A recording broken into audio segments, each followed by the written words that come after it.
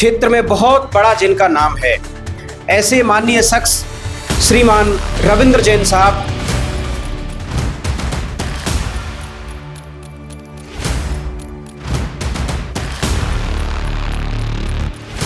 हमने ये सोचा कि 5-7 लोगों ने, हमारे बराबर के साथियों ने, आखिर इस मुख्यमंत्री को कैसे फेल करना है। मैंने कभी राजनीति में किसी भी तरीके से डायरेक्ट इनडायरेक्ट पद का दुरुपयोग या पैसे का लेन देन मैंने जीवन में नहीं किया। इसलिए भारत में बढ़ती बेरोजगारी के लिए बीजेपी के पास ऐसी कौन कौन सी ठोस योजनाएं हैं। माननीय प्रधानमंत्री नरेंद्र मोदी जी हैं। बीजेपी की सरकार का जो 10 साल का कार्यक्रम है, आप उस सफर को कैसे देखते हैं? 13 तक देश में ऐसा लग रहा था कि चारों तरफ अराजकता है, चारों तरफ भ्रष्टाचार है। एक चर्चा थी कि जल में, थल में, जमीन में चारों तरफ भ्रष्टाचार है। भारत में अगर सबसे ज्यादा आज सार्वजनिक जीवन में भी अगर चर्चा होती है राम साहब, तो जहाँ राम राज्य की बात करते हैं, राम की कल्पना करते हैं कि राम जैसा राज चले और राम का जन्म स्थान नहीं हो। हम भी इस राम मंदिर के आंदोलन में 2 बार गए, लेकिन हम नहीं सोच सकते कि राम मंदिर कभी बन भी पाएगा कि नहीं बन पाएगा। अवैध माइन बहुत समय चलता था जी, और मेरा स्पष्ट आरोप है। साथियों नमस्कार। आज जो हम पॉडकास्ट लेके आए हैं, उसमें एक ऐसी शख्सियत है हमारे साथ में जो लगातार 1971 से भारतीय जनता पार्टी के सक्रिय कार्यकर्ता के रूप में कार्य कर रहे हैं। बीजेपी के कई प्रमुख पदों पर वो आसीन रहे हैं और जो अपने लोकल क्षेत्र में प्रधानी का जो दायित्व है वो भी उन्होंने संभाला है। भारतीय जनता पार्टी में जिला अध्यक्ष के रूप में भी उन्होंने अपनी सेवाएं दी हैं। ऐसी शख्सियत जिसका वजूद आज भारतीय जनता पार्टी के क्षेत्र में बहुत बड़ा जिनका नाम है, ऐसे माननीय शख्स श्रीमान रविंद्र जैन साहब आज हमारे बीच में हैं। स्वागत करते हैं जैन साहब, आपका बहुत बहुत धन्यवाद आज जो आप हमारे बीच में यहाँ पधारे हैं। आप सभी का धन्यवाद, दर्शकों को भी धन्यवाद। जैन साहब, आज हम आपसे एक चर्चा करेंगे कि आप जो 1971 से आप लगातार भारतीय जनता पार्टी के सक्रिय कार्यकर्ता के रूप में कार्य कर रहे हैं, तो ऐसे क्या कारण रहे, क्या परिस्थितियां उत्पन्न हुई जो आपने भारतीय जनता पार्टी के रूप में लगातार काम कर रहे हैं? जब आपने बीजेपी को ज्वाइन किया तो आपने किन परिस्थितियों में ज्वाइन किया सर? देखो, जब मैं पढ़ता था राजनीति का तो उसी समय से शौक था। मैं 1964 में संघ का स्वयंसेवक बना मथुरा में जाकर के, क्योंकि मथुरा में मेरी एजुकेशन रही है। उसके बाद उस समय जनसंघ था, राजनीति में रुचि थी और जनसंघ में आने से पहले इस कामा विधानसभा में 2 बहुत बड़े आंदोलन किए थे। सन 1971 में यहाँ तहसीलदार था, भ्रष्टाचार का बहुत बड़ा आलम था। उस समय कांग्रेस की सरकार होती थी और कांग्रेस के विधायक थे, उनका उस समय पूरा संरक्षण था भ्रष्ट तहसीलदार पर। उसके खिलाफ आकर के हमने बहुत बड़ा आंदोलन किया और 4 दिन तक वो आंदोलन चला। और राजनीति में चूंकि जब आप किसी मूवमेंट में रहेंगे तो इच्छा भी होती है पर राजनीतिक दल में जाएं। चूंकि संघ विचारधारा का था, इसलिए 71 में जनसंघ थी। जनसंघ की स्थापना 1951 में हुई, ये सबको जानकारी है। मैं 71 में जनसंघ का पार्टी ने सीधा जिला सहमंत्री बनाया था। उस समय जिले में जिला सहमंत्री पद हुआ करता था और उस समय कामा में हम 4-5 लोगों ने जनसंघ के रूप में काम करना शुरू किया, जिनमें हमारे जवाहर जी जैन थे, उस समय डॉक्टर सुंदरदास जी थे, नारायण लाल शर्मा थे, वो हमारे बराबर के साथी थे। हम उम्र में मुझसे कुछ बड़े थे। आज वो हमारे बीच में डॉक्टर सुंदरदास जी और जवाहर जी जैन हमारे बीच में नहीं है, उनके बीच में से मैं हूँ और नारायण जी शायद बाहर रहते हैं कहीं। तो जनसंघ के उस समय क्योंकि चारों तरफ मेवात क्षेत्र था, तो कांग्रेस का एक बहुत बड़ा प्रभाव था। राज बहादुर जी रहा करते थे, कांग्रेस के बहुत बड़े नेता रहा करते थे। तो जनसंघ में जब शुरू किया तो मुझको लोग जब उस समय कांग्रेस के लोग कहा करते थे स्वयंभू नेता, मतलब अकेला नेता है और अकेला कार्यकर्ता है। और हमने उस समय काफ़ी सरकार के खिलाफ आंदोलन किए थे। उस समय आंदोलन हुआ एक, उस समय लेवी का आंदोलन हुआ। उस समय कांग्रेस सरकार गेहूं की किसानों से जबरन लेवी वसूल करती थी। हमने चूंकि उस समय जो हमारे साथी कुछ कॉलेज से पढ़ के आए थे, कुछ हमारे जुलेरा के मित्र थे जो आज एक बहुत बड़े बड़े व्यापारी भी हैं, उनको साथ लेकर के हमने छोटे छोटे आंदोलन किए। एक हमने बहुत बड़ा आंदोलन किया 72 में। आंदोलन राजस्थान के उस समय के मुख्यमंत्री थे बरकतुल्लाह खां जी, जो तेजारा से विधायक थी। उनको एक बार कामा विधानसभा में जुलेरा में अपने कांग्रेस की मीटिंग करनी थी बाजार में। हमने ये सोचा कि 5-7 लोगों ने, हमारे बराबर के साथियों ने, कि आखिर इस मुख्यमंत्री को कैसे फेल करना है। उस समय सभाओं के स्थान निश्चित होते थे, सभाओं में कोई जनता लानी नहीं पड़ती थी, जनता स्वयं आती थी चाहे नेताओं को सुनने के लिए। तो काम जुलेरा के चौपड़ा बाजार में राजस्थान के मुख्यमंत्री बरकतुल्लाह खां जी को आना था। हमने सोचा इसको कैसे फेल किया जाए, तो हमने कुछ लोगों ने योजना बनाई और उस समय आज तक मुझे ध्यान है कि हमने 350 जनसंघ के झंडे बनवाए। दीपक निशान होता था और पीला कपड़ा लेकर के, और हमने जनसंघ लगा करके, और जहाँ उनको आना था उससे पहले उस चारों तरफ हमने जनसंघ के झंडे चारों तरफ लगा दिए। प्रशासन के हाथ पैर फूल गए। उस समय महेंद्र सिंह यादव एसडीएम हुआ करते थे। उस समय अधिकारियों को बहुत बड़ा दबदबा होता था। फिर कांग्रेस का राज था, अपने साथ कोई ज़्यादा लोग नहीं रहते थे, वो हमारे पास से धमकाने लगे। हमने उनको अपनी भाषा में, जो विद्यार्थी के रूप में हम आए थे, हमने उनको धमका, ये स्थिति हुई कि उनके हाथ पैर फूल गए और मुख्यमंत्री ने जब भाषण दिए और चारों तरफ जनसंघ के झंडे थे तो बौखला गई और मीटिंग को छोड़ करके चले गए। नहीं, बहुत अच्छा आपने जो ये संघर्ष किया है और उस संघर्ष के हिसाब से आपको मुकाम भी हासिल हुआ है ना। मुकाम को तो पार्टी ने बहुत दिया है, जनता ने भी काफी दिया है। मैं जनप्रतिनिधि के रूप में भी इस विधानसभा क्षेत्र से, हालांकि विधानसभा का चुनाव भी पार्टी लड़ाया, परिस्थिति रही कि जनता ने स्वीकार नहीं किया, लेकिन मैं पंचायती राज में 1978 से और 2010 तक 3 बार सरपंच रहा और 3 बार पंचायत समिति मेंबर रहा। इसमें 2 बार मुझे प्रधान बनने का मौका मिला। और प्रधान में भी अपन पार्टी को लोग सांप्रदायिक रूप में, क्योंकि जनसंघ को इस मेवात में, जब मैं जनसंघ में था तो मेवात में लोग कहते थे मेरे पिताजी का नाम लेकर के कि फलाने का बेटा तो मेवार पार्टी में है। मतलब जनसंघ को वो इतना खिलाफ, समाज एक अपना विरोधी शुरू से समझता रहा है। कांग्रेस ने ऐसे बीज बोए इस समाज में अपने साथ जोड़ने के लिए कि वो हमेशा जनसंघ के रूप में, जबकि जनसंघ की ऐसी कोई सोच नहीं थी। जनसंघ के 2-3 मुद्दे हुआ करते थे उस समय भी। एक तो होता था धारा 370 को समाप्त करो। जनसंघ के 2-3 मुद्दे उस समय बड़े थे। धारा 370 को समाप्त करो। जहाँ हुए बलिदान मुखर्जी, वो कश्मीर हमारा है, एक तो ये आंदोलन में चला करता था हमारे जनसंघ में। एक गौ हत्या पर पाबंदी लगाई सरकार।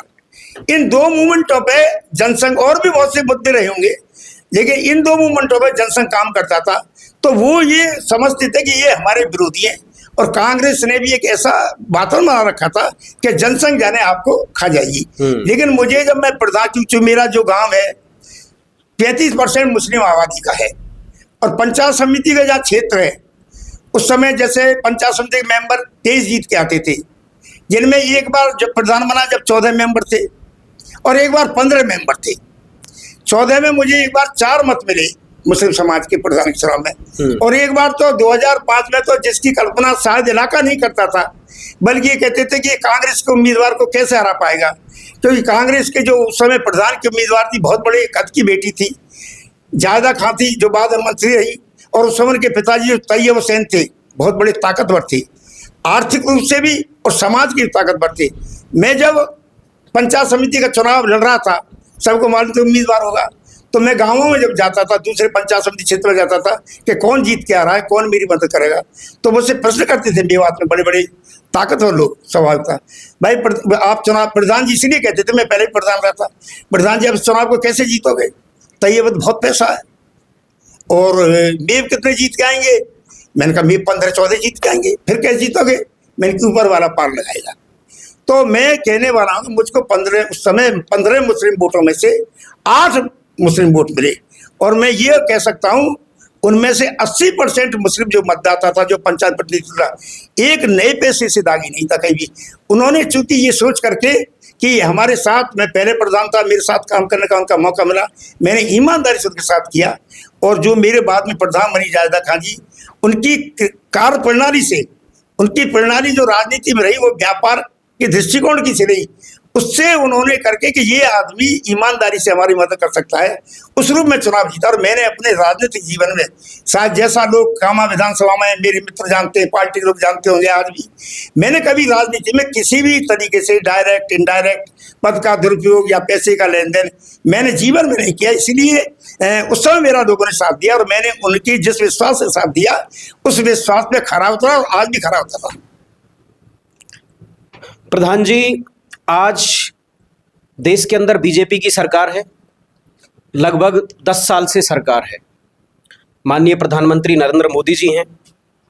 तो जो बीजेपी की सरकार का जो 10 साल का कार्यक्रम है, आप उस सफर को कैसे देखते हैं? देखो, 11 साल हो गए सरकार को, 2014 में सरकार बनी।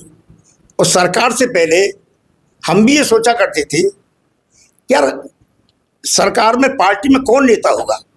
उस समय अडवाणी जी का नाम हुआ करता था। बिल्कुल। 2009 में जो चुनाव लड़ा, अडवाणी जी के नेतृत्व में जनसंघ चुनाव लड़ा, लेकिन जबकि उस चुनाव को अपन हारे उस चुनाव को, तो हम भी ये सोचा करते थे कि आखिर नेता कौन आएगा। मेरे उस समय मैं स्वयं अपनी चर्चा करना चाहता हूँ, मैं सोचा करता था कि सुषमा स्वराज राष्ट्रीय नेता हो सकती है, ये मेरा अपना सोच था। और मैं जहाँ भी मेरी जितनी छोटी मोटी पहचान थी मैंने लोगों से चर्चा की थी। लेकिन जब चुनाव से पहले 1 साल पहले केंद्रीय कार्यालय में मैं उस समय राजस्थान के पंचायती राज प्रकोष्ठ का प्रदेश का सह संयोजक था उस समय, तो राष्ट्रीय पंचायती राज प्रकोष्ठ की बैठक हुई 11 अशोका रोड पर। वहाँ उस दिन बाई चांस मोदी जी का आगमन हुआ और वहाँ मोदी जी के नाम की चर्चा चलने लगी जनता से। जब चर्चा चलने लगी तो ये लगा कि मोदी जी प्रधानमंत्री उम्मीदवार होंगे। उस समय जब जो 14 का चुनाव हुआ, 13 तक देश में ऐसा लग रहा था कि चारों तरफ अराजकता है, चारों तरफ भ्रष्टाचार है। एक चर्चा थी कि जल में, थल में, जमीन में चारों तरफ भ्रष्टाचार है। पनडुब्बियों में भ्रष्टाचार, रक्षा सौदों में भ्रष्टाचार, टेलीफोन की लाइन में भ्रष्टाचार। उसमें जो ऑडिट रिपोर्ट थी सेंटर की, चारों तरफ भ्रष्टाचार का आलम था और ऐसा लगता था कि अराजकता फैल रही है और इस भारत का क्या होगा।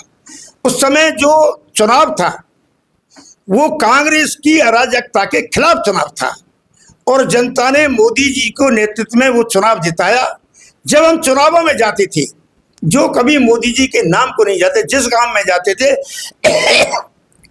अब की बार तो मोदी जी को वोट देंगे, और जिसकी लोगों ने कल्पना नहीं की थी उतने पूरे बहुमत से सरकार आई। बल्कि अखबार ये लिखते थे कि 220 सीटें आएंगी और किसी बीच के आदमी को दूसरे दल जो आएंगे किसी कांग्रेस के खिलाफ किसी दूसरे आदमी को समर्थन देंगे।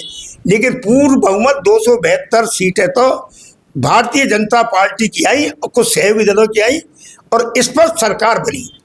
जब इस पर सरकार बनी तो जो ये उसके बाद दूसरा चुनाव हुआ 19 में, दूसरा 19 में भी जो चुनाव हुआ उसमें भी एक मोदी जी का जो स्ट्राइक हुई थी वो कौन सी, हाँ, दूसरा 19 का चुनाव भी जनता ने जो चुनाव किया उस समय भी खाली भारतीय जनता पार्टी की सीट ही 300 आई, 303 और मिलकर के 353 सीट आई। और इन 10 सालों में, बल्कि अब 11वां साल लग रहा है, जो सरकार कर सकती थी, गरीबों की योजनाओं की बात आया करती थी। पहले मैं 71 की चर्चा करना चाहूँगा, जब इंदिरा गांधी का चुनाव 71 में हुआ, क्योंकि जो जैसा मैंने पहले कहा था कि हम उस समय जनसंघ में थे, हालांकि जनसंघ का उम्मीदवार नहीं था यहाँ, शायद उस समय राजा मानसिंह के साथ हम लोग लगे थे। उस समय निर्दलीय थे मान सिंह जी, राजा मान सिंह जी। तो इंदिरा गांधी का नारा था कि गरीबी हटाओ, और उसमें भारत की जनता इस कदर वही गरीबी हटाओ के नारे में कि एक तरफा इंदिरा गांधी की लहर चली। इंदिरा गांधी की लहर चलने के बाद 2-3 साल में असंतोष हुआ, वो अलग कहानी है, लेकिन गरीबी के नारे चलते रहे। लेकिन देश में गरीबी के लिए कोई योजना विशेष नहीं बनी। अगर गरीबों की योजना इस देश में बनी जब भारतीय जनता पार्टी सरकार आई है। राजस्थान में 1977 में भैरव सिंह जी राजस्थान के मुख्यमंत्री हुए, जो समय भारतीय जनता पार्टी सरकार बनी। जनता पार्टी चूंकि इमरजेंसी में सारे दल मिलकर के, जब इमरजेंसी लगी और जेल में सारे दल, समाजवादी, कम्युनिस्ट संगठन, कांग्रेस, जनसंघ, सब जब जेल में चले गए, तो जेल से निकलने के बाद जब देश में चुनाव हुआ तो एक जनता पार्टी बनी। और पहला जनता पार्टी के नेतृत्व जब राजस्थान में चुनाव हुए, उपचुनाव, तो उनमें कांग्रेस साफ हो गई और भैरव सिंह जी उस समय चूंकि जनसंघ के कार्यकर्ता थे, लेकिन जनता पार्टी के मुख्यमंत्री बने और मुख्यमंत्री बनने के बाद सबसे पहले गरीबों की जो योजना दी, वृद्धावस्था पेंशन, काम के बदले अनाज योजना, उससे पहले गांवों में भी जो सरपंच हुआ करते थे हमसे पहले, क्योंकि मुझे पहली बार 78 में सरपंच बनने का मौका मिला, उससे पहले चूंकि मैं 71 से राजनीति में था, तो मुझे मालूम था जब सरपंच को अगर कई पंचायत समिति वाले किसी कुएं को 300 रुपये मंजूर कर देते थे, तो वो आदमी कहता था मैं कुएं को 300 रुपये ले आया हूँ। गाँवों में छोटी छोटी समस्याएं हुआ करती थी, लेकिन 77 के बाद जब भैरव सिंह जी आए, गरीबों को पेंशन, काम के बदले अनाज योजना, मजदूर काम करे उसके पीछे अनाज मिलेगा, और एक सड़कों का जाल बिछा। गाँवों में उस समय पत्थर की सड़कें बनी, और मैं सौभाग्यशाली हूँ कि भरतपुर जिले में उस समय सबसे अच्छे काम, बढ़िया काम शायद मैंने कराई, क्योंकि एक बार पंचायत राज सम्मेलन भरतपुर में हुआ था।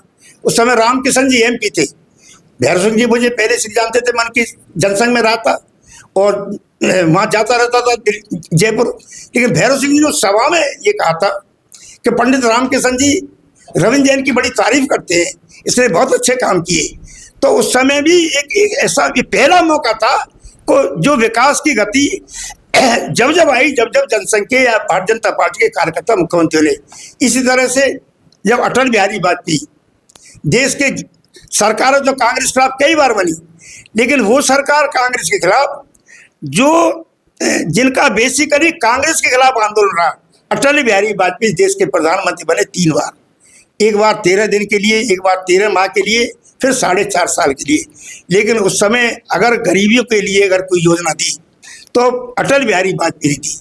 उस समय 4 योजनाएं अटल बिहारी वाजपेयी जी की सरकार के समय में देश में किसानों के लिए किसान क्रेडिट कार्ड, अगर किसान को कभी 500 रुपये मांगने पड़ते थे, किसी भौरे के पास जाता था, सेठ के पास जाता था, तो किसान की जो कीमत, किसान को जो एक आत्मविश्वास जो पैदा किया, किसान क्रेडिट के नाम से अटल जी ने एक योजना चलाई।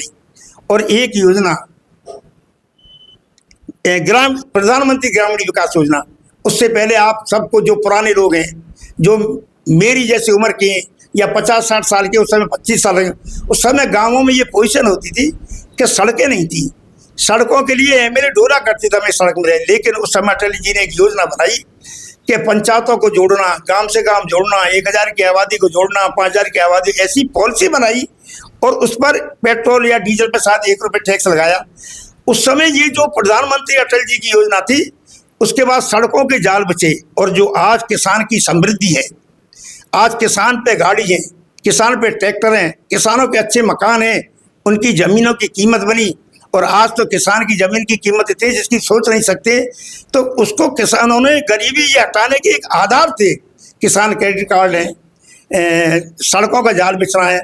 और उस समय जब अपनी सेनाओं में जाते थे, सेनाओं में किसान का बेटा या मजदूर का बेटा जाता था, और जब सैनिक सीमा की रक्षा करने पर शहीद हो जाता था, तो उस समय उनकी बेटी को या किसी बिल्ला को घर पे भेज दिया जाता था और परिवार वाले उसी पे संतोष करते थे। आज स्थिति, अगर कोई परिवार का, किसी का परिवार का सदस्य परिस्थिति में कहीं दुर्घटनाग्रस्त हो जाए, चाहे कितनी दूर हो, परिवार वाले चाहेंगे मैं उसके अंतिम दर्शन करूं, चाहे अंतिम दर्शन पर उसको कितना भी पैसा खर्च करना पड़े। अटल जी ने जब सोचा, यानी कि जो किसान का बेटा, जो गरीब का बेटा, जो देश की रक्षा के लिए लड़ता है, उनके लिए ये कहा कि शहीद का संस्कार गांव में सम्मान पूर्वक होगा, और शहीद की बॉडी को पहुंचाने की व्यवस्था की। आज जो देश की रक्षा के लड़ते हैं, उसका जब सम्मान के रूप में संस्कार होता है, ये योजना गरीबों को दिया। मैं दूसरी बात मोदी जी की सरकार पे आता हूँ। 14 के बाद बात बहुत छोटी छोटी सी थी, शौचालय निर्माण, आवास निर्माण, लेकिन उस समय हम देखा करते थे, सबने गांवों में जब हम सुबह 4 बजे 4:30 बजे घूमने जाते थे कभी, तो सड़कों के सारे हमारी बहन बेटी शौच करती थी, और कभी उनको लगा कोई आ रहा है, एकदम खड़ी हो जाती थी। आप सोचिए कोई शौच कर रहा हो और एकदम खड़ा हो, और बहन बेटी हो, क्या परिस्थिति। कई बार हम जैसे लोग सोचते थे कि महिला शौच करेंगे, कभी हम वापस लौटते थे। मोदी जी ने छोटी छोटी चीज़ों को समझा। ये गरीबी मिटाने की भी योजना थी, शौचालय बनवाई, प्रधानमंत्री आवास योजना बनवाई, उज्ज्वला योजनाएं दी। एक जमाना था जो गैसों के लिए डोला करते थे। गैस किसी परिवार में आना बहुत बड़ी बात थी। अटल जी की योजना में गैस की प्रगति हुई और उसके बाद मोदी जी की सरकार में तो गैसों के सिलेंडर गरीबों को घर घर में पहुंचाने का काम किया। तो अगर गरीबों की किसी योजना का कहीं गरीबों के बारे में अगर सोचा तो मोदी जी सरकार ने सोचा। आज वही कारण है कि आज तीसरी बार भी मोदी जी की सरकार है। बिल्कुल बिल्कुल बिल्कुल। प्रधान जी, आपने अभी किसानों की बात की। देश के अंदर किसान आंदोलन हुआ है, तो किसान आंदोलन के बाद भारतीय जनता पार्टी ने किसानों के लिए कौन कौन से कदम उठाए हैं? क्या आपको लगता है कि किसान आंदोलन के बाद जो बीजेपी ने कदम उठाए हैं उन कदमों से पार्टी की छवि सुधरी है? मेरे ख्याल से 2024 में जो अभी इलेक्शन हुआ है उससे पहले किसान आंदोलन हुआ है, तो ऐसे कौन कौन से कदम हैं? देखो, किसानों के लिए चाहे अटल जी की सरकार हो जिससे मैंने चर्चा की, चाहे मोदी की सरकार हो, जैसे मोदी सरकार ने किसान सम्मान निधि योजना की, बिल्कुल, जैसे खाद है यूरिया खाद, जैसी जानकारी है कि 270 या 80 रुपये में यूरिया खाद का कट्टा मिलता है। हालांकि मैं किसान तो नहीं हूँ, लेकिन और इसमें 13 से 14 सब्सिडी मिलती है। सब्सिडी कांग्रेस सरकार में रही होगी, लेकिन ये किसानों के लिए सरकार ने करने की कोशिश की है। जहाँ किसान आंदोलन था, मैं उसकी कोई ना आलोचना कर रहा हूँ, ना मैं उस स्तर का हूँ, लेकिन जो किसान आंदोलन था उस समय वो कुछ पंजाब के बहुत बड़े बड़े लोगों का किसान आंदोलन था, जो उस समय जैसा पंजाब के लोगों का, आम जनता का आंदोलन नहीं था। जहाँ तक मुझे लगता है राजनीतिक लोगों की प्रेरणा से ही वो आंदोलन हुआ था, अपना रोटी सेकने के लिए वो आंदोलन। आज मोदी जी चाहे MSP जैसे खरीद है, खरीद के लिए सब्सिडी भी देते हैं, खरीदों पे जोर है, बाजरे खरीद है, गेहूं की खरीद है, सरसों खरीद है। वो चाहते किसान को पूरी उपज मिले और सरकार इस चीज़ में प्रगतिशील भी है। और तो राजस्थान के जो हमारे मुख्यमंत्री जी बने हैं भाई भजन लाल जी, जो भरतपुर के रहने वाले हैं, उन्होंने भी किसानों के हित के लिए एक किसान सम्मान निधि जैसे सेंट्रल से 6,000 मिलती थी, इन्होंने बैठ कर के घोषणा जैसा ही पहले बजट में घोषणा की कि किसान की सम्मान निधि को दुगना करेंगे। और पिछली बार 6,000 के 8,000 दिए और अब की बार भी 1,000 दिए, और इसको अपने कार्यकाल में वो दुगना करने की जो योजना है दुगना कर देंगे। तो किसानों के लिए राजस्थान की जो नई सरकार है उसने भी करने की कोशिश की किसानों को, और किसान के लिए गेहूं की खरीद पे 125 रुपये का स्पेशल बोनस दिया है। तो किसानों के लिए सरकार चिंतित है और जितना कर सकती है करने की कोशिश कर रही है। जैन साहब, क्या आपको लगता है कि भारतीय जनता पार्टी में युवाओं को अधिक मौके मिल रहे हैं? क्या जो युवा मतदाता हैं, युवा जो मतदाता हैं, उन पर बीजेपी को और ध्यान केंद्रित करना चाहिए? इसके बारे में आप क्या कहना चाहते हैं? देखो, ये तो आप कहोगे युवाओं के मौके, आपने देखा होगा आपकी बार कई बार ये होता था, जैसे कांग्रेस में ही है, राष्ट्रीय अध्यक्ष कौन बनेगा, फलाना बनेगा, पहले से व्यक्ति जाता था, मुख्यमंत्री कौन बनेगा, फलाना। आपने कभी सोचा था 2023 में चुनाव हुए, छत्तीसगढ़ में नया मुख्यमंत्री बन के आया जो संगठन का आदमी था, मध्य प्रदेश में डॉक्टर मोहन यादव, बिल्कुल, राजस्थान में सोच नहीं सकते थे कि भजन लाल जी राजस्थान के मुख्यमंत्री हो जाएंगे, क्योंकि भजन लाल जी भरतपुर के हैं। मेरा भी भजन लाल जी के साथ पार्टी में साथ साथ काम करने का मौका मिला है। मैं आज सौभाग्यशाली हूँ कि मेरी पार्टी की टीम में काम करने वाला आदमी आज राजस्थान का मुख्यमंत्री है। मैं जब 2006 में भारतीय जनता पार्टी के जिलाध्यक्ष था, भजन लाल जी उस पार्टी की टीम में जिला महामंत्री थे और उस समय से ही बड़े मेहनती थे, सोच ईमानदारी की सोच थी। तो जो आप युवाओं की बात करें, मोदी जी ने युवाओं को मुख्यमंत्री बनाया है, पहली बार विधायक बनाया और उस सीट से लड़ा है जो सीट पार्टी की सुरक्षित है। पहले से उनका सोच था कि इस व्यक्ति को कहीं ना कहीं कुछ ना गुण देखोगे, उसको मुख्यमंत्री बनाया मोदी जी ने। तो युवाओं की तरफ में जा रही है सरकार, नई नई पीढ़ी को तैयार कर रही है। और आपने देखा हो मंत्रिमंडल में पहले फिक्स होता था, जो कई बार के विधायक हैं उनको मंत्रिमंडल स्थान नहीं मिला, एक दो नए लोगों को, जो जनरली 80% जो मंत्रिमंडल में आए नए लोग बन करके आए। तो पूरा मोदी जी का या भारतीय जनता पार्टी के शीर्ष नेतृत्व का ये सोच है कि नए लोग राजनीति में आए, नए लोग राजनीति में आकर के डेवलप करें और डेवलप करके आगे की जो दिशा को और दिशा और दशा को नई पीढ़ी बदलने का काम करे। तो युवाओं की ओर पार्टी का पूरा ध्यान है। और एक चर्चा करना चाहता हूँ, जो आप युवाओं चर्चा करिए। पार्टी ने अब के जो संगठन के चुनाव हुए, ये भारतीय जनता पार्टी है, जहाँ संगठन के चुनाव होती है, आपने कभी नहीं देखा होगा, सब में फिक्स जिला अध्यक्ष है। संगठन के चुनाव में भी पार्टी ने तय किया कि मंडल के स्तर पर 30-35 मंडल के स्तर पर 35 से 45 तक का मंडल अध्यक्ष बनेगा। एज के बहुत बड़े बड़े प्रमुख कार्यकर्ता थे। कई बार अच्छे मंडल अध्यक्ष इस उम्र में ढूंढने में बड़ी दिक्कत आई, लेकिन बनाई। एक नियम बनाया कि जिले का अध्यक्ष 45 से और 60 तक बनेगा। बहुत धुरंधर तरह के नए लोग निकाल के लाने पड़े। तो युवाओं की ओर पार्टी, बीजेपी के संगठन का, राष्ट्रीय नेतृत्व का युवाओं को बढ़ाने का एक लक्ष्य है। ये उन्होंने सिद्ध करके दिखा दिया। और जो ज्यादातर आज जो जिला अध्यक्ष हैं 45 से 60 तक है, यहाँ तक कि 37 साल तक के ही बना दिए अब के जिला अध्यक्ष। नहीं, वो हम देखते हैं कि जैसे आप उदाहरण, बीजेपी उदाहरण भी पेश करती है। राजस्थान के मुख्यमंत्री के रूप में भजनलाल शर्मा जी को ले लीजिए, चाहे छत्तीसगढ़ के मुख्यमंत्री हों, चाहे एमपी के मुख्यमंत्री हों, चाहे असम के मुख्यमंत्री हों, मेरे ख्याल से बिल्कुल नए चेहरे थे। कभी इन लोगों ने खुद ने भी नहीं सोचा होगा कि हम एक राज्य के मुख्यमंत्री भी बन सकते हैं। प्रधान जी, एक चीज आपसे पूछना चाहूंगा कि प्रधानमंत्री मोदी के नेतृत्व में बीजेपी की जो सार्वजनिक छवि है वो बहुत मजबूत हुई है, ये हम मान के चलते हैं। तो क्या आपको लगता है कि भारतीय जनता पार्टी के अंदर जो भविष्य में जो नेता हैं वो नए नेता जरूर जन्म लेंगे? आपको क्या लगता है इस मामले? नहीं, मैंने बताया ना, जैसे आपने 3-4 मुख्यमंत्री के उदाहरण सुने जी, ये नए नेतृत्व थे जी, इनमें से ही कोई नया नेतृत्व निकलेगा। योगी जी भी मुख्यमंत्री हैं, उत्तर प्रदेश के नए यंग हैं जी, बिल्कुल। तो समय के हिसाब से क्योंकि पार्टी आज इतनी मजबूत है मोदी जी के नेतृत्व में, आज समाज के समाज मोदी जी के, योगी जी या पार्टी के आधार पर, पार्टी काम के आधार पर समाज के समाज जुड़े हैं, जिनसे वोट मांगने के अपने आप भारतीय जनता पार्टी को वोट देते हैं। तो एक मास पार्टी अपने आप बनी है। भारत की जनता का रुझान अगर कहीं अपना भविष्य देखती है तो भारतीय जनता पार्टी के नेतृत्व में ही देख रही है। एक क्वेश्चन करना चाहूंगा मैं आपसे कि आज के समय में जो बीजेपी है उसका भारत की राजनीति में क्या रोल है? नहीं, भारतीय राजनीति पूरा रोल भारतीय राजनीति में थे भाई, जो सारे क्षेत्रों में ध्यान दे रही है। एक उनका ये है कि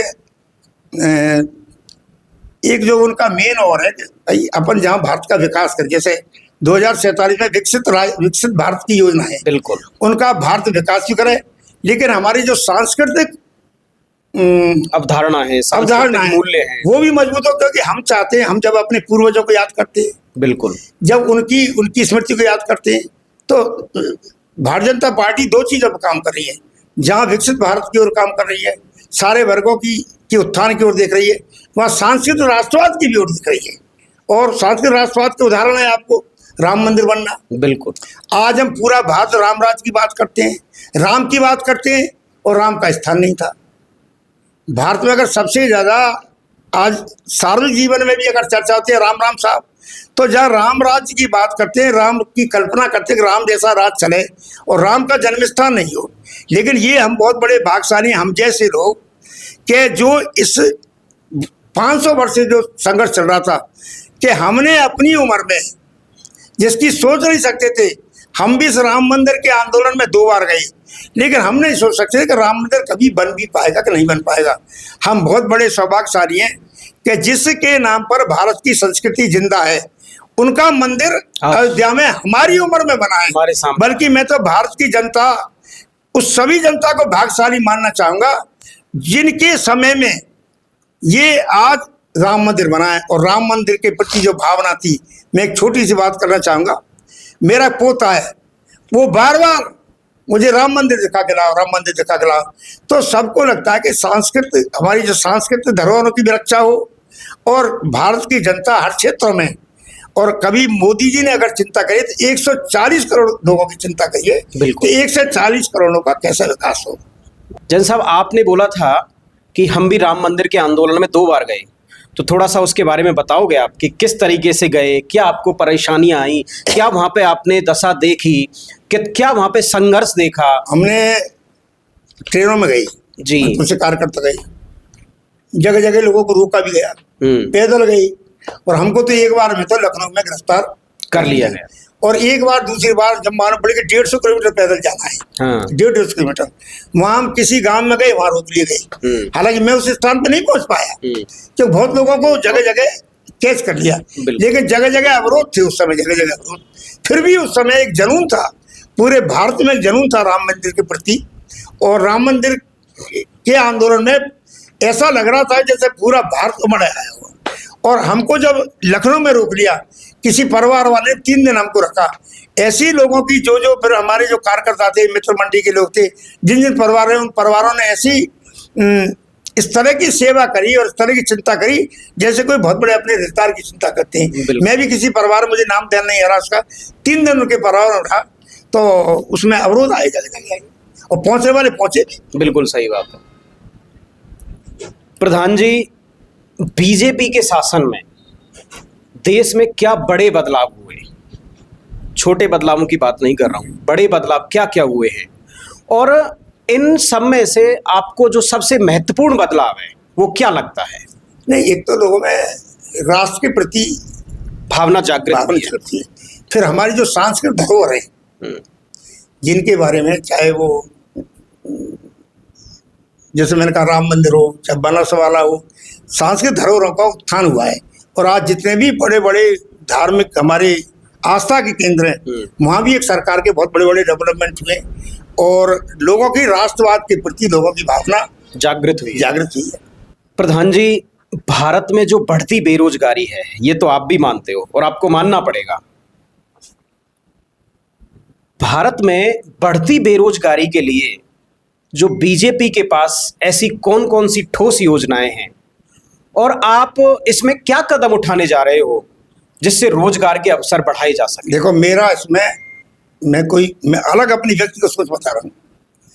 बेरोजगारी का हमने सबने ये मान लिया है कि सरकारी नौकरी मिले तो रोजगार, सरकारी नौकरी नहीं मिले तो बेरोजगार। अब हर आदमी को सरकारी नौकरी मिल नहीं सकती। बिल्कुल। मेरी दूसरी मान्यता है, मैं कहता हूँ जब व्यक्ति पैदा होता है तो वो रोजगार लेके पैदा होता है।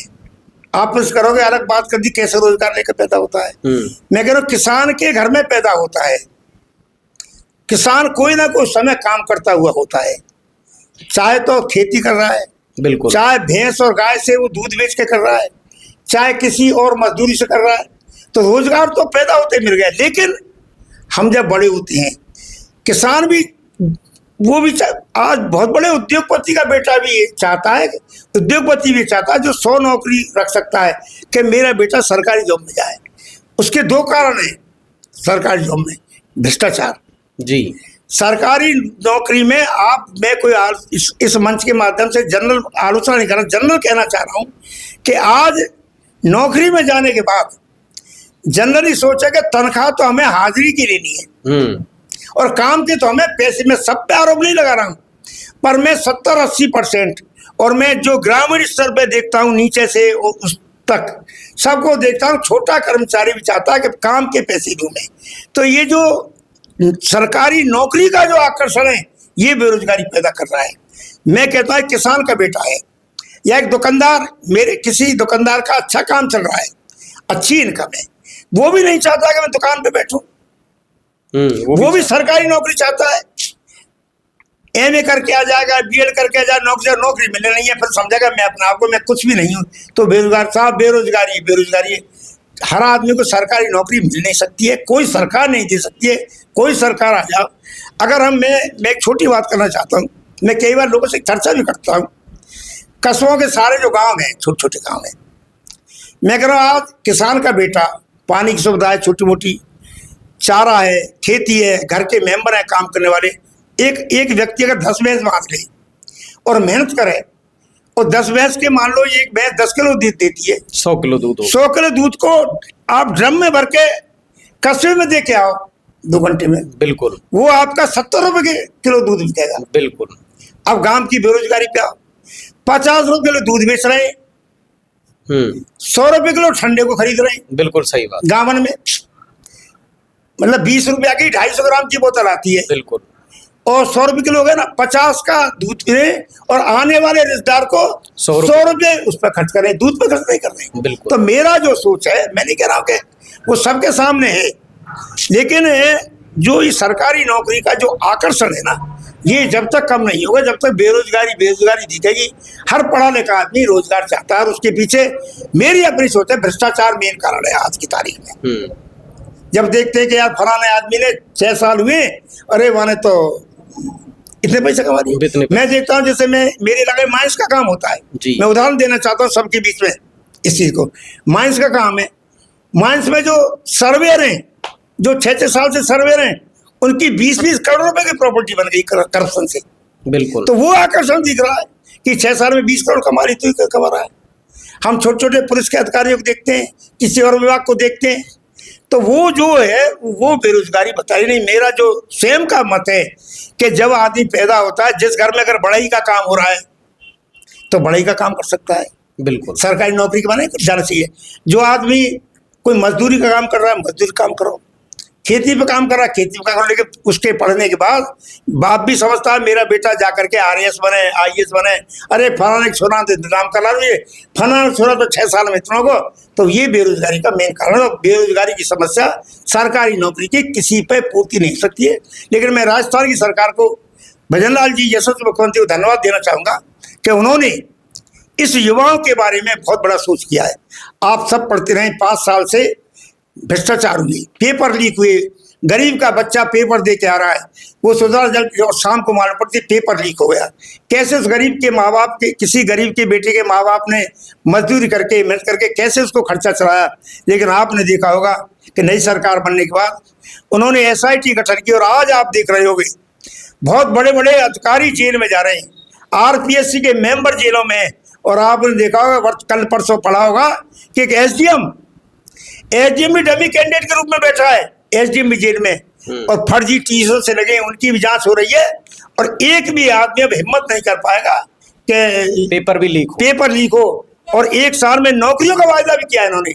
67,000 नौकरियां राजस्थान के मुख्यमंत्री ने दी है, और वो कोई गुपचुप नहीं दिए। हर 3 महीने में रोजगार कैंप लगा के हर जिले में दिए, और 1 साल में 1 लाख सरकारी नौकरी देने का वायदा है। और अब भी आपने देखा होगा, कभी भी 4th क्लास की जगह की नौकरी नहीं है। आज दफ्तरों में 4th क्लास नहीं है, 50,000 4th क्लास की नौकरी निकाली है। हर साल 1 लाख नौकरी देने का वायदा किया, और 1 लाख नौकरी राजस्थान के मुख्यमंत्री देंगे। और 1.25 लाख 6 लाख 5 साल में प्राइवेट सेक्टर में नौकरी देने का काम किया है। आपको अगर प्राइवेट सेक्टर में कैसे नौकरी देंगे, आपने देखा होगा कि पहली बार 35 लाख करोड़ के MU हुए। MU तो सुने हमने होते रहे, लेकिन लास्ट में, लेकिन अब की बार बैठते MU हुए। और आप इस राजस्थान के मुख्यमंत्री धन्यवाद के पात्र हैं, हर रिव्यू बैठक ले रहे, और उनके अभी स्टेटमेंट है कि 3 महीने में 3 लाख करोड़ के MU अभी और साइन होने नहीं, 3 लाख करोड़ के MU तो फील्ड में आ चुके हैं। ओके। और उनका यह कि हर 3 महीने में 5 साल में सारे MU को जारी करना, और नौकरियों का आप देख रहे हो, हर तीसरे महीने रोजगार मेले की उन्होंने घोषणा की है कि रोजगार मेले में जाकर के उनको हर जिले के स्तर पे नौकरी के प्रमाण पत्र मिलेंगे। तो युवाओं की ओर ये सरकार भी ध्यान दे रही है, लेकिन सबको नौकरी संभव नहीं है, ये आप भी जानते हो। किसी को भी मुख्यमंत्री बना दो, सबको नौकरी कोई नहीं दे सकता, चाहे प्रधानमंत्री होता। प्रधान जी, आपने अभी भ्रष्टाचार की बात की। राजस्थान में भी आपकी सरकार है, केंद्र में भी आपकी सरकार है, तो भ्रष्टाचार के रूप में जो ये लगातार, चाहे गवर्नमेंट सेक्टर में भ्रष्टाचार हो रहा हो, और आजकल तो मैं मान रहा हूं कि कुछ प्राइवेट सेक्टर में भी भ्रष्टाचार हो रहा है, तो बीजेपी ने भ्रष्टाचार को रोकने के लिए क्या कदम उठाए हैं? देखो, खूब सख्ती कर रहे हैं, लेकिन क्या है, मैं निवेदन करूँ इसमें, प्रैक्टिकली बात भी और वास्तव में बात भी है। आखिर कर्मचारी कौन है? हमारे आपके परिवार के। बिल्कुल। लोकतंत्र में दबाव होता है वोटों का। मैं देखता हूँ बिल्कुल। अब तो जैसे मैंने कहा, मैं बहुत बड़ा भाग्यशाली हूँ कि मेरी टीम के लोग, कोई मुख्यमंत्री है, बिल्कुल। कोई गृह राज्य मंत्री है और बहुत से साथी मंत्रिमंडल में भी है। बिल्कुल। लेकिन देखता हूँ, मैं एक बहुत छोटी चर्चा करना चाहूंगा। मेरे पास एक किसी का टेलीफोन आया, यार मेरे भांजे को चौकी पे लगवा दो। अब क्या कहता है, क्यों ना लगवाऊं, लगवा देंगे। फिर 10 दिन पीछे उसी व्यक्ति का टेलीफोन आता है, साहब यहाँ में बहुत भ्रष्टाचार है, तो तू भांजे का रामायण पढ़वाने को भेज दो तू चौकी पे, पुलिस चौकी पे। तो मैं जो कहने वाला हूँ, इसमें हम जो राजनीतिक कार्यकर्ता है ना, ये मेरे मामा का छोरा है, बुआ का छोरा है, दिन भर मांसन न खाते नितान के में, या कि चौकी देवाओ या की करवाओ, कहीं सस्पेंड हो गए साहब, मैं तो जानबूझ के करूँ साहब। तो करप्शन तो रुक जाए, लेकिन करप्शन को जो हम पॉलिटिकली जो वोटों का दबाव है ना, ये गलत लोगों की मदद करता है। कोई मेरा अगर देश में मैं, हालांकि जो चीज संभावनी 5 करोड़ आदमी अगर जेलों में भेज दिए जाए, 5 करोड़ आदमी जी, चाहे प्राइवेट सेक्टर हो, चाहे राजनीतिक लोग हो, चाहे कर्मचारी हो, छांट छांट के उसमें लगा कि मैं भी जेल में, मेरे मामा की छोरा भी जेल में, मेरे मिलने वाले भी जेल में, तो निश्चित तौर से करप्शन में अंतर 5 करोड़ आदमी जेल में जाए। जैन साहब, आप जिस विधानसभा क्षेत्र से आते हो, कामा जिसको बोलते हैं, ब्रज में भी आता है, तो हम अखबारों के माध्यम से पढ़ते हैं, कुछ सोशल मीडिया के माध्यम से भी देखते हैं कि अवैध माइंस का एक बहुत बड़ा मुद्दा रहता है वहाँ पे। सरकारों ने भी काफ़ी जोर की कोशिश की है, काफ़ी कोशिशें भी की हैं कि उस अवैध माइंस को पे रोक लगाई जाए, चाहे कांग्रेस की सरकार हो, चाहे बीजेपी की भी सरकारें रही हैं, और वर्तमान में भजनलाल शर्मा जी की भी सरकार है। लेकिन अवैध माइंस का जो मुद्दा है वो अभी तक भी चल रहा है। आप इसके बारे में क्या कहना चाहोगे? देखो, अवैध माइंस बहुत समय चलता रहा जी, और मेरा तो स्पष्ट आरोप है, जो यहाँ के विधायक रही उन्होंने अवैध माइंस से पैसा लिया है जी। मंत्री, उनके लिए भी, विधायकों के लिए भी ये एक बहुत बड़ा रोजगार का साधन हो गया। 10 से 20-20 लाख रुपए महीने से, चाहे कितना भी बड़ा विधायक रहा हो, कितने बड़े परिवार का रहा हो, उसने यहाँ से मंत्री लिया। पहली बार, जैसे आपने अखबार में पढ़ा और मैंने भी अखबार में, भी अखबार के आधार पर कहता हूँ कि मुख्यमंत्री जी ने कोई माइंस की बैठक दी सीएम हाउस में जी, वीडियो कॉन्फ्रेंस में कलेक्टर वगैरह से बात कर रहे थे। कोई कामा के बारे में, अवैध के बारे में कलेक्टर से कोई प्रश्न पूछा जी, उन्होंने क्या जवाब दिया, उन्होंने उसको डांट पिलाई कलेक्टर को, और वो टीम 2 दिन भागी गई जी, और उस अवैध को रास्ते काट के आए जो भी। और आज अखबार में पड़ा 180 करोड़ रुपए की कोई पेनल्टी लगी है। मेरा इसमें बड़ी साफ निर्देश है राजस्थान के मुख्यमंत्री से कि आपने जो एक्शन लिया है अवैध माइंस पे और एक बहुत बड़ा स्कैंडल खोला है, मैं निवेदन करना चाहूँगा कि जब से ये माइंस चली है उस समय के, चाहे माइंस के अधिकारी रहे हों, ये बिना उनके सहयोग के नहीं चली है। चाहे वो माइंस के अधिकारी, चाहे वो कोई वहाँ सर्वे रहते हो, इनके छोटे कर्मचारी रहते हो, चाहे गार्ड रहे हो, आखिर इतने बड़े पहाड़ कैसे कटे, किसकी सुरक्षा में, किसके उसमें कटे, जहाँ 2-2 फुट में पानी आया। तो मेरा राजस्थान के मुख्यमंत्री बहुत से निवेदन है, इनकी भी जांच होनी चाहिए, और जो माइंस के अधिकारी इतने बीच में रहे उनकी प्रॉपर्टी की जांच हो और उन पर लायबिलिटी फिक्स की जाए। जैसे आज 180 करोड़ रुपए की लायबिलिटी अवैध माइंस से करने वाले अधिकारियों में लायबिलिटी फिक्स हो, और जो अब तक यहाँ पुलिस के अधिकारी रहे जिन्होंने मोटा पैसा लिया है, इन सबकी लायबिलिटी फिक्स होनी चाहिए। मैं राजस्थान के मुख्यमंत्री निवेदन करना चाहूंगा, जिससे इनमें भय बने। वो व्यापारी हैं, अवैध वाले हैं, उन पर लग गई पेनल्टी, लेकिन जो माइंस के अधिकारी हैं, पुलिस के अधिकारी हैं, जो इस इलाके को लूट के माइंस के नाम पर ले गए, इनकी जांच हो और इनकी लायबिलिटी फिक्स हो, और जो कर्मचारियों की ड्यूटी पहाड़ों पे रही है किसी भी रूप में, उनको नौकरी से बर्खास्त किया जाना चाहिए। ओवरलोडिंग का मुद्दा भी अपन ले, ओवरलोडिंग भी इसीलिए, बिल्कुल अवैध की वजह से ओवरलोडिंग है। चाहे ओवरलोडिंग में लिप्त हो, ओवरलोडिंग हुआ है, ओवरलोडिंग में चाहे पुलिस के अधिकारी हो, चाहे ट्रांसपोर्ट के अधिकारी हो, अब तक की माइंस में जो ये अवैध का जो ये अब तक ये तो विभाग ने देखा कब से चला है, उनके बीच में जो विभाग के अधिकारी हैं उनकी प्रॉपर्टी की जांच होनी चाहिए और उनकी लायबिलिटी फिक्स होनी चाहिए। उन सब की, ट्रांसपोर्ट हो, पुलिस हो, माइंस हो, राजनेता हो, जिन्होंने मंत्री लिया यहाँ से, चाहे कोई भी हो, हम आपके क्षेत्र का जो विधानसभा क्षेत्र है वहाँ से अभी विधायक हैं नौक्षम चौधरी जी। तो अभी भी हम देखते हैं कि सड़कों की हालत बहुत ख़राब है। चाहे आप कामा से पहाड़ी चले जाओ, कामा से कैथवाड़ा चले जाओ, कामा से आप बरसाना चले जाओ, ये छोटे छोटे टुकड़े हैं। बहुत ज़्यादा हालत ख़राब है, लोगों को बड़ी समस्याएं हैं। तो आप इसके विषय में सर क्या कहना चाहोगे? क्या ये रास्ते कब तक बन सकते हैं? क्या इस पे कुछ मुख्यमंत्री महोदय ने भरतपुर के संबंध में अलग से अधिकारियों की बैठक ली थी जी, और उन्होंने सारे विभागों के अधिकारियों से कह दिया है कि अपने अपने विभाग की जिले में क्या क्या समस्याएं, चाहे सड़क वाली हो, चाहे पानी वाली हो, चाहे बिजली वाली हो, सबसे मांगिए सबसे, और उन आधार पर चाहे कोई मांग करो मत करो, उनके आधार पर बिल्कुल एक साल में बहुत बड़ा परिवर्तन, बहुत बड़ा बजट सैंक्शन होगा। जो आप छोटी छोटी चीज अपना बजट बहुत हुए जिले को 2 से 2 बार में, लेकिन उन्होंने स्वयं चिंतित है, पूरे जिले के अधिकारियों से उनके विभाग की डिमांडें मांगी है। पूरे जिले का, राजस्थान के साथ साथ जिले को स्पष्ट रूप से वो कंट्रोल कर रहे हैं। और ये जो आपने कहा सड़कों की समस्या सब सॉल्व होंगी सर ये तो होंगी, मान रहे हैं हम, लेकिन पानी का भी मुद्दा है। चंबल परियोजना जो लगातार चल रही है राजस्थान के अंदर, आज भी हम देखते हैं कि काफ़ी जगह पर चंबल का पानी नहीं पहुंचा है, जबकि गवर्नमेंट कह रही है कि चंबल परियोजना हम पूर्ण रूप से लागू कर चुके हैं। तो इसके विषय पर आप क्या कहना चाहोगे? अपनी पूरी नॉलेज नहीं, इसकी अध्ययन करेंगे हम, अधिकारी से बैठ के हम भी बात करेंगे क्या आपको क्या परेशानी, क्या स्थिति आ रही है, और निश्चित तौर से इस योजना को लागू करवाने की पूरी कोशिश करेंगे। बहुत बहुत धन्यवाद आपका जैन साहब, आपने हमें बहुत अच्छा समय दिया, लोगों को बहुत अच्छी जानकारी आपने दी है। और उम्मीद है कि आप सभी दर्शकों को जो हमारा आज की जो चर्चा है ये पसंद आई होगी। और फिर भी अगर किसी को कोई जैन साहब से कोई हमें क्वेश्चन करना चाहते हो तो आप हमारे कमेंट बॉक्स में ये चीज़ दे सकते हो, और उसका जो जवाब है हम जैन साहब के द्वारा आपके लिए दिलवा सकते हैं। बहुत बहुत धन्यवाद।